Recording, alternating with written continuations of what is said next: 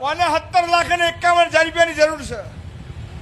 બે ધંધા આવ્યા છે, ચેહરમાં મેળ આવતો નહીં. 2006 છઠ્ઠો મહિનો અને 12 તારીખ પહેલું નુકસાન અડ્યું તું. હું ચેહરે એવું કહું છું, 3 રાજ્યમાં ધંધો કરી ચૂક્યો છે, ચોથું રાજ્ય છે.